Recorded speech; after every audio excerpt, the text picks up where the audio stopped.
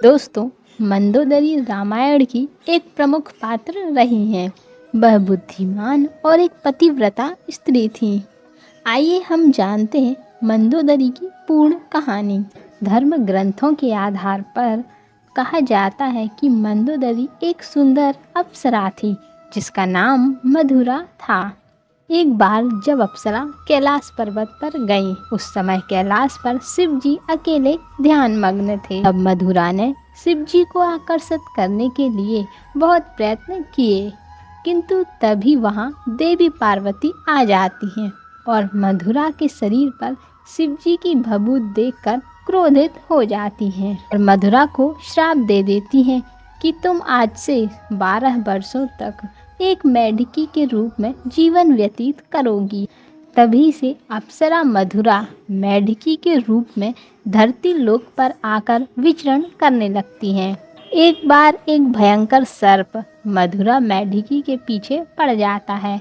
मधुरा अपने प्राणों की रक्षा करने हेतु भागती है और भागते भागते सप्त ऋषियों के आश्रम तक पहुंच जाती है।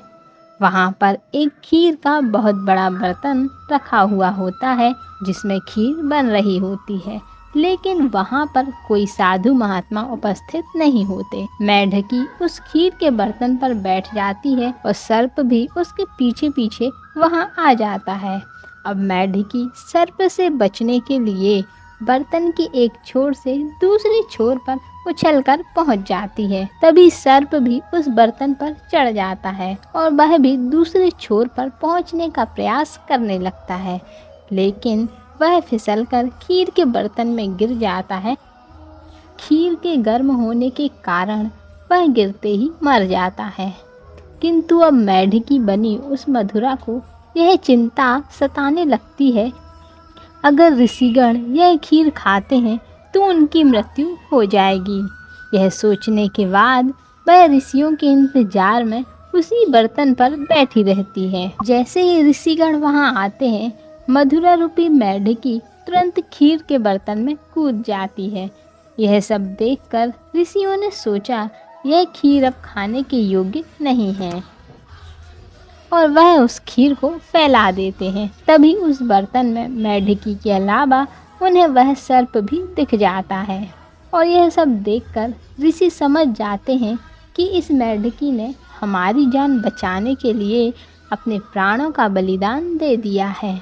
मेढकी के कार्य से प्रसन्न होकर सभी ऋषियों ने मधुरा मेढकी को जीवित कर दिया और उसे एक सुंदर कन्या का रूप दे दिया और फिर उस अप्सरा को दानवराज मय को उनकी पुत्री के रूप में उसे प्रदान कर दिया, जिसके बाद मंदोदरी की शादी रावण के साथ हो जाती है।